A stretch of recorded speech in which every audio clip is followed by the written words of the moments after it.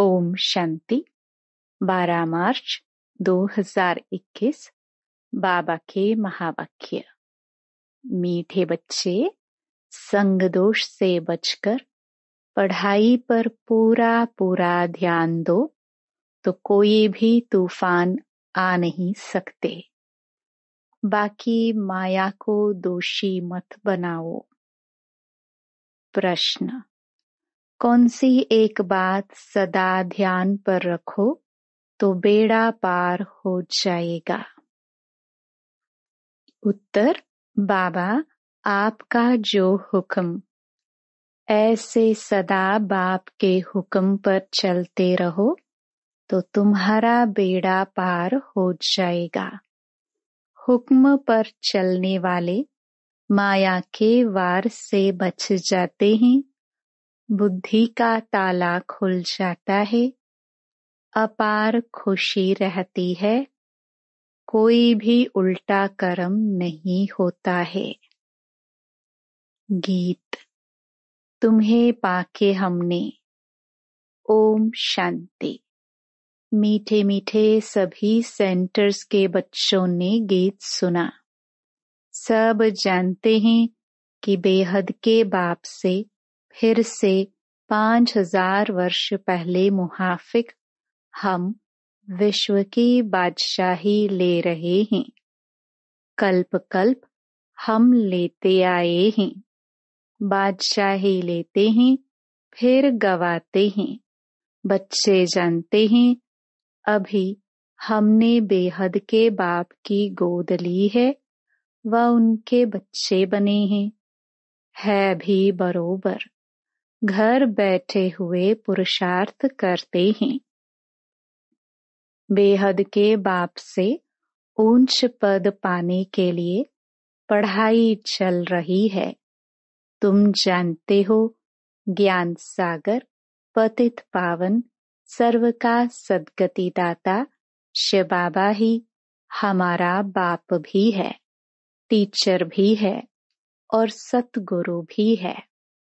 उनसे हम वर्षा लेते हैं तो उसमें कितना पुरुषार्थ करना चाहिए ऊंच पद पाने के लिए। अज्ञान काल में भी स्कूल में पढ़ते हैं तो नंबरवार मार्क्स से पास होते हैं अपनी पढ़ाई अनुसार। वहाँ ऐसे तो कोई नहीं कहेंगे कि माया हमको विघ्न डालती है व तूफान आते हैं।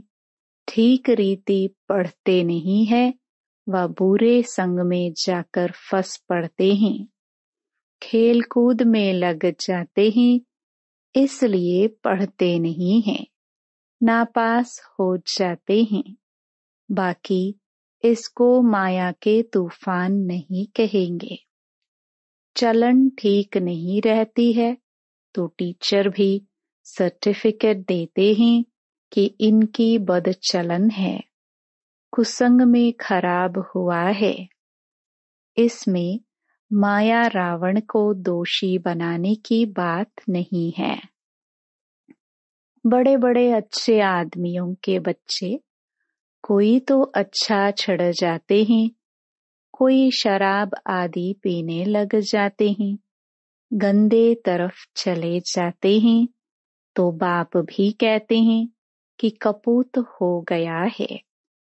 उस पढ़ाई में तो बहुत सब्जेक्ट होती हैं। यह तो एक ही प्रकार की पढ़ाई है। वहाँ मनुष्य पढ़ाते हैं, यहाँ बच्चे जानते हैं हमको भगवान पढ़ाते हैं। हम अच्छी रीति पढ़े तो विश्व का मालिक बन सकते हैं। बच्चे तो बहुत हैं, फिर कोई पढ़ नहीं सकते संग दोष में आकर के। इसको माया का तूफान क्यों कहे? संग दोष में कोई पढ़ता नहीं है तो इसमें माया व टीचर व बाप क्या करेंगे?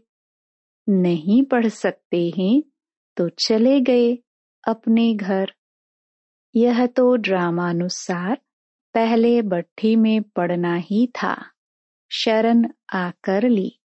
कोई को पति ने मारा, तंग किया, तो कोई को वैराग्य आ गया, घर में चल नहीं सकी, फिर कोई यहाँ आकर भी चली गई, नहीं पढ़ सकी तो जाकर नौकरी आदि में लगी व शादी की। यह तो एक बहाना है, माया के तूफान से पढ़ नहीं सकते। यह नहीं समझते कि संग दोष के कारण यह चाल हुआ और हमारे में विकार जबरदस्त हैं। यह क्यों कहते हो कि माया का तूफान लगा तब गिर पड़े? यह तो अपने ऊपर मदार है। बाप, टीचर, सतगुरु की जो शिक्षा मिलती है उस पर चलना चाहिए। नहीं चलते ही तो कोई खराब संग है व काम का नशा व देह अभिमान का नशा है। सब सेंटर्स वाले जानते हैं कि हम बेहद के बाप से विश्व की बादशाही लेने के लिए पढ़ रहे हैं। निश्चय नहीं है तो बैठे ही क्यों हैं? और भी बहुत आश्रम हैं, परंतु वहां तो कुछ प्राप्ति नहीं, एम ऑब्जेक्ट नहीं है। वह सब छोटे छोटे मठ पंथ टाल टालियां हैं। झाड़ वृद्धि को पाना ही है। यहाँ तो यह सारा कनेक्शन है। मीठे दैवी झाड़ का जो होगा वह निकल आएगा। सबसे मीठे कौन होंगे? जो सतयुग के महाराजा महारानी बनते हैं। अभी तुम समझते हो जो पहले नंबर में आते हैं उन्होंने जरूर अच्छी पढ़ाई पढ़ी होंगी, वही सूर्यवंशी घराने में गए। ऐसे भी है गृहस्थ व्यवहार में रहते अर्पणमय जीवन है, बहुत सर्विस कर रहे हैं। फर्क है ना? भल यहाँ भी रहते हैं परंतु पढ़ा नहीं सकते तो और सर्विस में लग जाते हैं। पिछाड़ी में थोड़ा राजाई पद पा लेंगे। देखा जाता है बाहर गृहस्थ व्यवहार में रहने वाले बहुत तीखे हो जाते हैं पढ़ने और पढ़ाने में। सभी तो गृहस्थी नहीं है। कन्या व कुमार को गृहस्थी नहीं कहेंगे और जो वानप्रस्थी हैं वह 60 वर्ष के बाद फिर सब कुछ बच्चों को दे खुद कोई साधु आदि के संग में जाकर रहते हैं। आजकल तो तमो प्रधान है तो मरने तक भी धंधे आदि को छोड़ते नहीं हैं। आगे 60 वर्ष में वानप्रस्थ अवस्था में चले जाते थे, बनारस में जाकर रहते थे। यह तो बच्चों ने समझा है वापस कोई जा ना सके, सदगति को पा नहीं सकते। बाप ही मुक्ति जीवन मुक्ति दाता है, वह भी सब जीवन मुक्ति को नहीं पाते। कोई तो मुक्ति में चले जाते हैं। अब आदि सनातन देवी देवता धर्म की स्थापना हो रही है। फिर जो जितना पुरुषार्थ करे उनमें भी कुमारियों को अच्छा चांस है। पारलौकिक बाप का वारिस बन जाती हैं। यहाँ तो सब बच्चे बाप से वर्षा लेने के हकदार हैं। वहाँ तो बच्चियों को वर्षा नहीं मिलता, बच्चों को लालच रहती है। भल ऐसे भी हैं जो समझते हैं कि ये भी वर्षा मिलेगा, वो भी लेवे, उनको क्यों छोड़े। दोनों तरफ पढ़ते हैं। ऐसे किस्म किस्म के हैं। अब यह तो समझते हैं, अच्छा जो पढ़ते हैं वह ऊंच पद पा लेते हैं, प्रजा में बहुत साहूकार बन जाते हैं। यहाँ रहने वालों को अंदर ही रहना पड़ता है, दास दासिया बन जाते हैं। फिर त्रेता के अंत में 3, 4, 5 जन्म करके राजाई पद मिलेगा। उनसे तो वह साहूकार अच्छे हैं जो सतयुग से लेकर उन्हों की साहूकारी कायम रहती है। गृहस्थ व्यवहार में रहकर साहूकारी पद क्यों नहीं लेना चाहिए? कोशिश करते हैं हम राजाई पद पाए, परंतु अगर खिसक पड़ते हैं तो प्रजा में अच्छा पद पाने का पुरुषार्थ करना चाहिए। वह भी तो ऊंच पद हुआ ना। यहाँ रहने वालों से बाहर रहने वाले बहुत ऊंच पद पा सकते हैं। सारा मदार पुरुषार्थ पर है। पुरुषार्थ कभी छिप नहीं सकता। प्रजा में जो बड़े ते बड़ा साहूकार बनेगा वह भी छिपा नहीं रहेगा। ऐसे नहीं कि बाहर वालों को कोई कम पद मिलता है, पिछाड़ी में राजाई पद पाना अच्छा व प्रजा में शुरू से लेकर ऊंच पद पाना अच्छा। गृहस्थ व्यवहार में रहने वालों को इतने माया के तूफान नहीं आते हैं। यहाँ वालों को तूफान बहुत आते हैं। हिम्मत करते हैं हम शिव बाबा की शरण में बैठे हैं, परंतु संग दोष में पड़ते नहीं हैं। पिछाड़ी में सब मालूम पड़ जाता है। साक्षात्कार होगा, कौन क्या पद पाएंगे। नंबरवार पढ़ते हैं ना। कोई तो सेंटर्स को आपे ही चलाते हैं, कहाँ तो सेंटर चलाने वाले से भी पढ़ने वाले तीखे हो जाते हैं। सारा पुरुषार्थ पर है। ऐसे नहीं कि माया के तूफान आते हैं, नहीं, अपनी चलन ठीक नहीं है, श्रीमत पर नहीं चलते हैं। लौकिक में भी ऐसा होता है। टीचर व माँ बाप की मत पर नहीं चलते। तुम तो ऐसे बाप के बच्चे बने हो जिनको कोई बाप ही नहीं। वहाँ तो बाहर में बहुत जाना पड़ता है। कई बच्चे संग दोष में फंस पड़ते हैं तो नापास हो जाते हैं।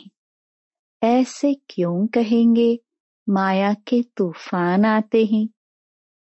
यह अपनी मूर्खता है। डायरेक्शन पर नहीं चलते हैं। ऐसी चलन से नापास हो जाते हैं। बहुतों को लालच रहती है। कोई में क्रोध, कोई में चोरी की आदत। आखिरी में मालूम तो पड़ जाता है फलाने फलाने ऐसे ऐसी चलन के कारण चले गए। समझा जाता है शूद्र कुल के बन गए। उनको फिर ब्राह्मण नहीं कहेंगे, फिर जाकर शूद्र बन गए। पढ़ाई छोड़ दी, थोड़ा भी ज्ञान सुना तो प्रजा में आ जाएंगे। बड़ा झाड़ है, कहाँ कहाँ से निकल आएंगे। देवी देवता धर्म के और धर्म में कन्वर्ट हो गए होंगे, वह निकल आएंगे।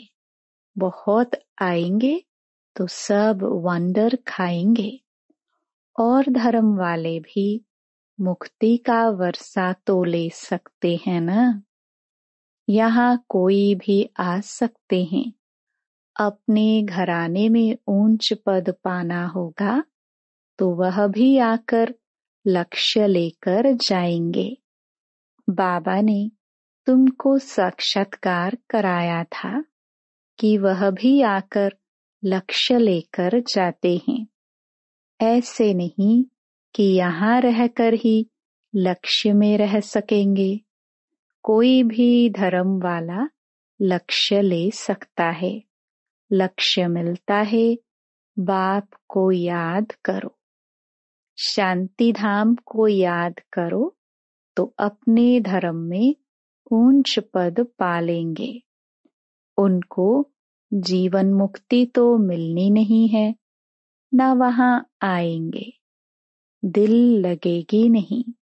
सच्ची दिल उन्हों की लगती है जो यहाँ के हैं।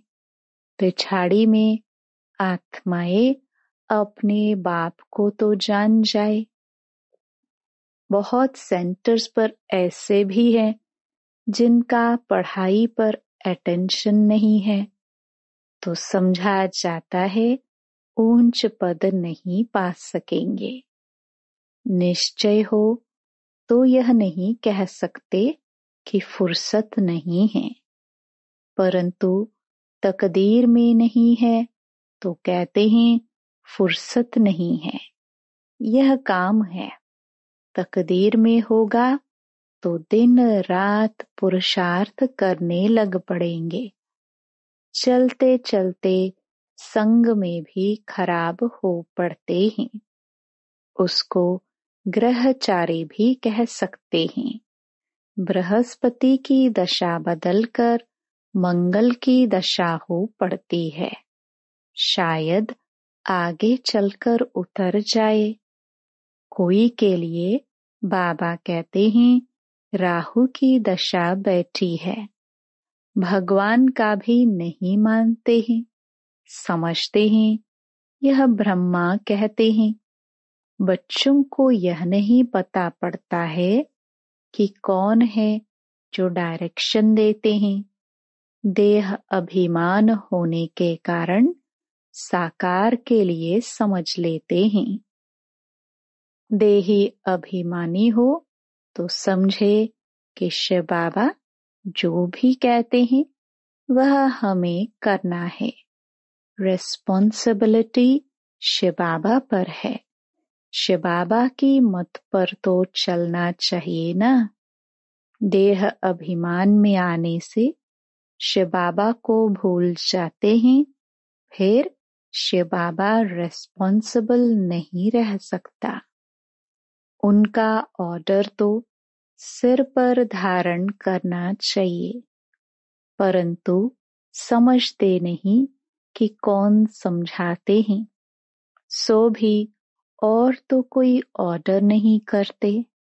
सिर्फ बाप कहते हैं मैं तुमको श्रीमत देता हूँ, एक तो मुझे याद करो और जो ज्ञान मैं सुनाता हूँ वह धारण करो और कराओ।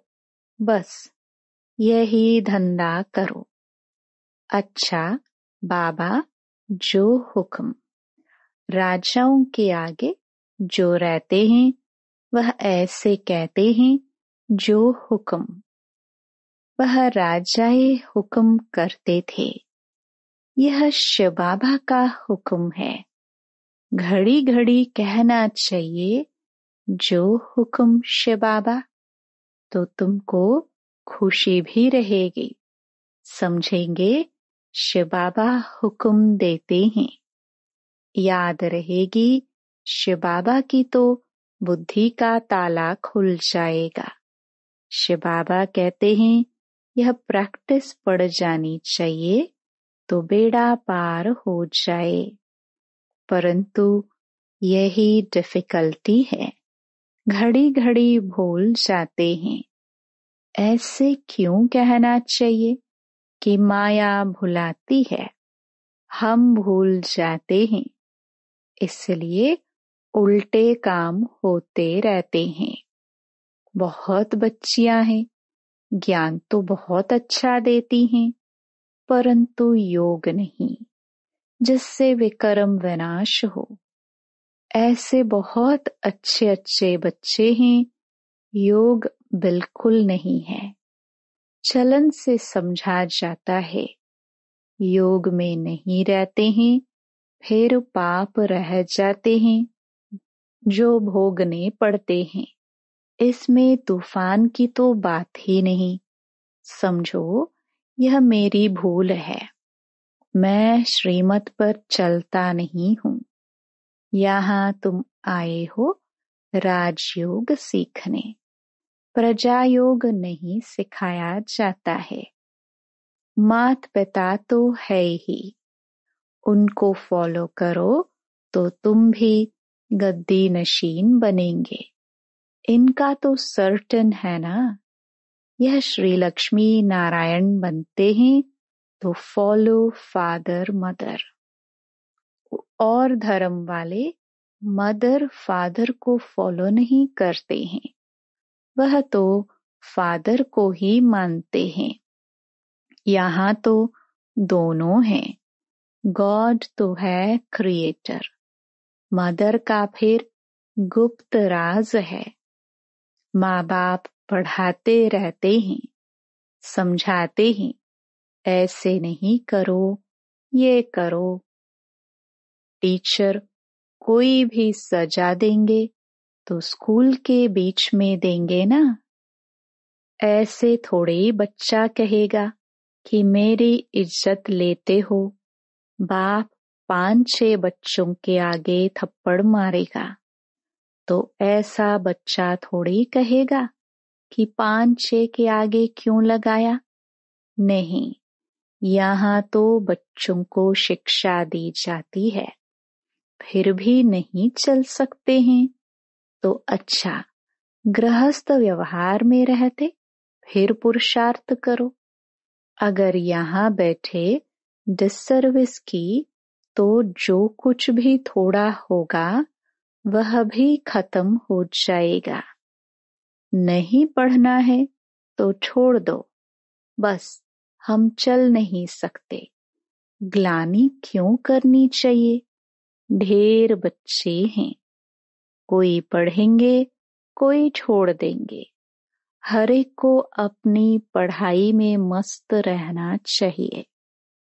बाप कहते हैं, एक दो से सेवा मत लो, कोई अहंकार नहीं आना चाहिए। दूसरे से सेवा लेना यह भी देह अहंकार है। बाबा को समझाना तो पड़े ना, नहीं तो जब ट्रिब्यूनल बैठेगी तब कहेंगे हमको पता थोड़े ही था कायदे कानून का, इसलिए बाप समझा देते हैं। फिर साक्षात्कार कराए सजा देंगे। बिगर प्रूफ सजा थोड़े ही मिल सकती है। अच्छा समझाते तो बहुत है। कल्प पहले मुहाफिक। हर एक की तकदीर देखी जाती है। कई सर्विस कर अपनी जीवन हीरे जैसी बनाते हैं। कई हैं जो तकदीर को लकीर लगा देते हैं। अच्छा, मीठे मीठे सिखिलदे बच्चों प्रति मात पिता बाप दादा का याद प्यार और गुड मॉर्निंग। रूहानी बाप की रूहानी बच्चों को नमस्ते। धारणा के लिए मुख्य सार। पहला, बाप टीचर सतगुरु द्वारा जो शिक्षाएं मिलती हैं उन पर चलना है। माया को दोष न देकर अपनी कमियों की जांच कर उन्हें निकालना है। दूसरा, अहंकार का त्याग कर अपनी पढ़ाई में मस्त रहना है। कभी दूसरों से सेवा नहीं लेनी है। संग दोष से बहुत बहुत संभाल करनी है। वरदान, निश्चय के आधार पर सदा एक रस अचल स्थिति में स्थित रहने वाले निश्चिंत भव। निश्चय बुद्धि की निशानी है ही सदा निश्चिंत। वह किसी भी बात में डगमग नहीं हो सकते, सदा अचल रहेंगे। इसलिए कुछ भी हो सोचो नहीं, क्या क्यों में कभी नहीं जाओ। त्रिकालदर्शी बन निश्चिंत रहो, क्योंकि हर कदम में कल्याण है। जब कल्याणकारी बाप का हाथ पकड़ा है तो वह अकल्याण को भी कल्याण में बदल देगा। इसलिए सदा निश्चिंत रहो। स्लोगन: जो सदा स्नेही है वह हर कार्य में स्वतः सहयोगी बनते हैं। Om Shanti. To watch Peace of Mind channel videos on YouTube, subscribe us on youtube.com/tvpeaceofmind. Just a click for a peaceful life.